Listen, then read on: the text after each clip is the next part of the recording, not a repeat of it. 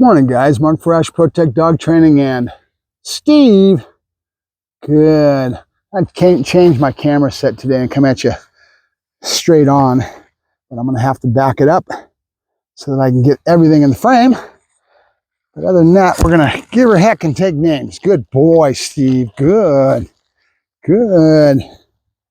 There you go. Good. Steve.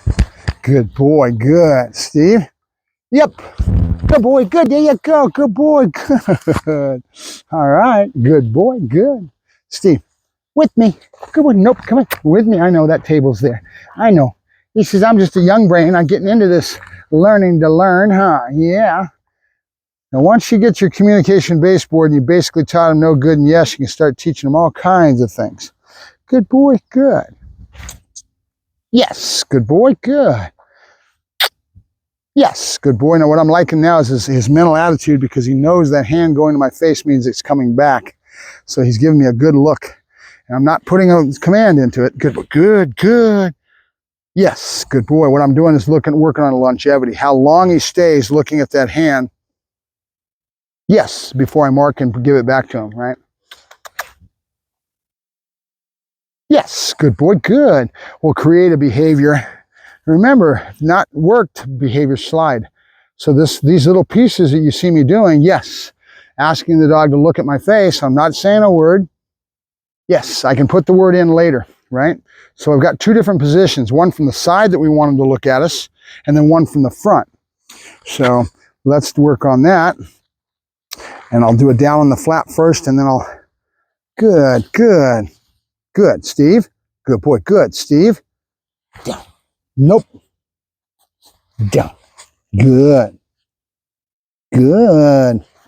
Oops. All right, come here. Not as if you're not going to get into the damn dirt. Steve, good boy. Sit. Good. Stay. Now I want food in both hands. Let's see if I can stay on camera for this. And what I'm going to do is just bounce back. It's a really short distance, right? All I'm asking for is for him to come in and sit here and try to get that brushed up. We have two different positions. One would be a long way away, and the dog has to come way into you, and or short. So we play with that. We do things short and different specifics. I guess one good way of explaining it is when I try to get speed on the dog, and I want the dog coming into me fast, I'll start it from a distance and get him at a sit stay. And then what I'm going to do is I'm going to say hit, and then I throw the ball between my legs. That's going to give him anticipatory, knowing that he's going to go through the legs. But if I kept that out and tried to get him to come in and didn't have that, he's going to take me off the knees if I'm wanting to stop and get him to stop here. So what I do is I do it short, you reduce your speed, and then go into the basic that you're after, right? Which is this. Steve, with me. Good boy. Good. Yeah, you go. Good boy. See if I can flow with this before he starts getting all wonky on me. Come on. Yeah, good boy. Good. Sit. Good. Good. Stay. Good. Steve, here. I move backwards, move my hands back up, and I'm after where I want the dog. So I go to flat collar. I don't want to pull him around on that pinch. Good. Good. There you go. And that's why we leave a flat collar on the dog, so I can drag him around with that and position him without having to put a pain threshold on him, because if I grab this, there's pain involved, right? Good. Or mild discomfort, as we try to say in a polite way. We don't want to, we're not looking for flooding the brain with that, because it takes him out of that learning state of mind, right? Good, good, good.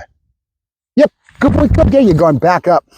So right away, Steve, nope. This is his first and spot that was so positive with all this work. So he's obviously going to go to that because he's used to it. So you notice I didn't correct him for it. Just got it out of his way. Steve, good boy, good. And you see where he's at? Mentally, he's going to these positive spots where movement happens and things happen. We're changing our routine this morning. Yes, good boy. And all I'm doing, taking the hands to the face and looking for longevity. Yes. How long he stays looking there, I'll create a little bit of a behavior for longevity. Staying looking at my good, good. Yes, good boy. And I should say Steve, yes, but I'm working on something else, so I'll drop the name for right now. Good boy, Steve. Come on. Good boy, good. Here. Good boy, here. Good. That's my boy. Yes, good. Notice I didn't give him the reward when I lured him in with the food. I took it to my face first, then yes. So he starts getting used to that. Yes, good.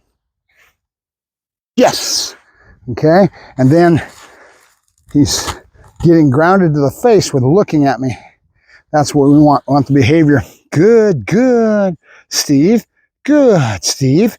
Yes, good boy, good. There you go. Now again, if I had a flat ground with a pavement or a nice glassy floor or something that I could work with indoors, I'd be tossing food to get some drive. I don't have that out here. A lot of my problems and my abilities right now, a lot of it's resource involved. Meaning what is around you, who's able to work with you, et cetera, et cetera. I'm way out here in the boonies. Good, good. Steve, good, good. Yes, good boy. That's going to be one of his easiest commands because he's so sedate. He just looks right at me and there's no in-betweens with his brain, right? Steve, place. Good boy, good. That's my boy, good. We'll do some spinning. He likes that. Look where his emotional states of mind when he's on this. That's why he wants to go to these places because they're the comfort places that we've already set up. He's got a very positive association to the table and the bowls. It's going to always be that way because they're the first things we started, and we do a lot of things that are all very motivational. Food, food, food. Look how much food he's getting when he's doing this, right? Yes, good boy, good. Now I'm going to go and try to flow. Good. Come on, come on. Nope, come on. Good boy, good, good. There you go, good, good. So what I'm trying to, yes, good boy. Trying to convey to him there, start to give him more of a value of the good and what it means. So I like this spot a lot of times. When I'm trying to do this, I'm moving the dog all the way around and I start saying, good, good, good. Yes, and it's not the matter of the behavior or the action that you're trying to get him to do. It's more about the communication baseboard, repeating that good duration marker because this is a great spot to get him to understand what that means, which is keep it up until good, good, good, yes, good boy. And that marker becomes something, right? Saying, I got to keep it up here. And right when he gets here, I mark it yes, and then he gets his food, right? So again, back to that communication baseboard. Right? Good means something. Good means you're doing the right thing. Keep it up. So this is a good spot. Yep. To teach him that. Good. Good boy, Steve. Good. Steve. Yep. Good boy. Good. Good. There you go. Good. Good boy. Good. I want to do a lot of this because he's just starting to spin without me having to push him. See it? Good boy. And then the jackpot right here when he's in front. And then I can mix in the other one. Good. Good. Come on. Come on. Nope, nope, nope. Yes, good boy, good. I had to push him a little bit. Come on, nope, nope. Yeah, good boy, good. Notice he's better at one way than he is the other. The other direction he's a lot better at. Yes, good boy, good. And I want to tie in one little other behavior that flows into this. A lot of times there's a bunch of behaviors that are linked together to complete one full thing. So one of them here is to spin him all the way around. Good, good. Nope. Good, good. Yes, good boy. And I didn't give him his reward until he looked at my face. Yes, good boy. Good. Yes, good boy. Good. There you go. Good boy. Good. And notice there's hardly any pause in between. It's almost yes and almost immediate. As time goes along, you're going to want to say mark it and then about 10 seconds, whatever it is, before you reward, right? Because then you get your classical conditioning set in. Remember, it's that pause, that his anticipatory, that it's coming, that creates that classical conditioning. Good. Steve, good boy, good. Heel. Good, good. Yes, good boy. That's good. Jackpot right when he got to my side. A lot of praise. Good boy. Make it a very positive spot. Keep that up. Good boy. Good. Good boy. Good boy, Stevers. Good boy, Stevers. Steve, heel. He's into the food today, which is good. I like it. And I'm breaking things down. I'm going to some other stuff. That looking game, the coming into me on the front, right? They call that the front, right? Where he's right in front of you and sitting. That's a behavior in itself, right? Heel. Good boy. Good. Yes, good boy. Good. Notice he's picking up on it. So right away, the hands glide away. That kind of creates your sit. Because it's up and back that's going to create that sit. Then coming to the face. Good, good. Steve, good, good. Yes, good boy. Okay, I'm looking for longevity, and I'm trying to establish and solidify that good marker, right? And it can happen in different spots.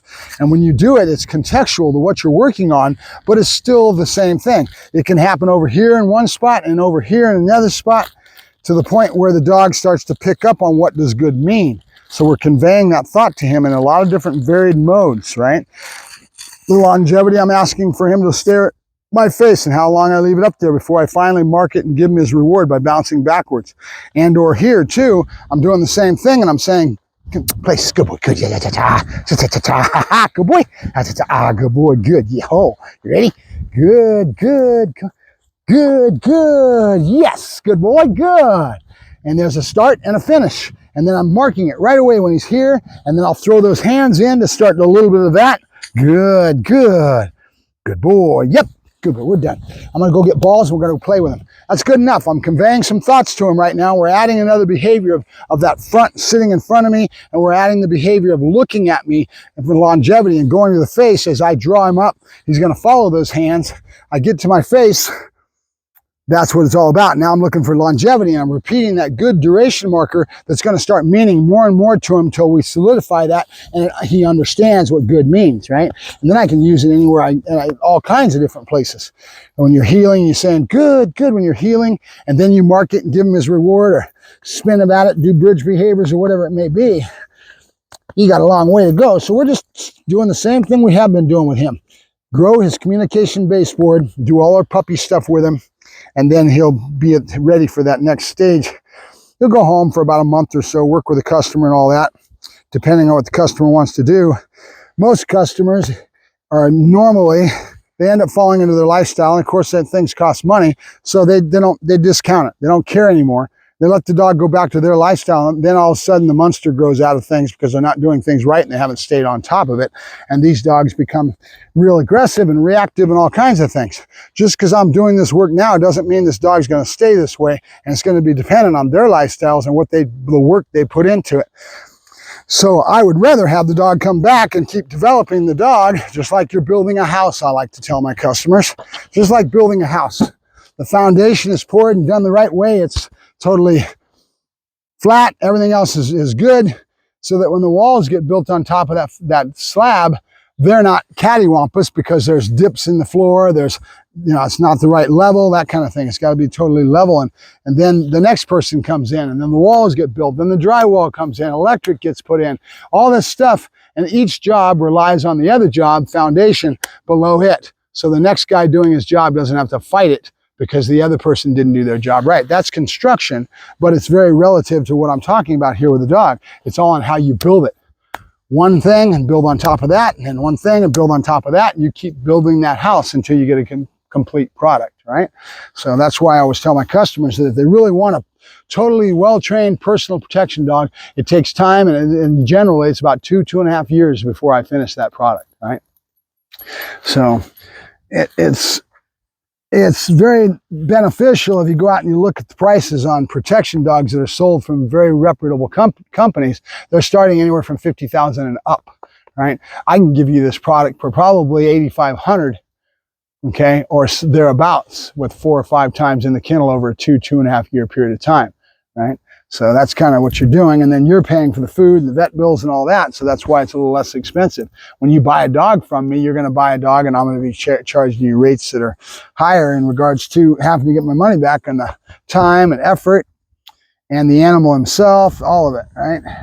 Good, that's good. Good boy, boys. Yeah, we're done. We're done. Yeah, we want to play ball. Want to go play ball? Huh? We're going to go play with, actually, we're going to get the bite pillow out that I started working with him on. Huh, yeah, we started working with him on.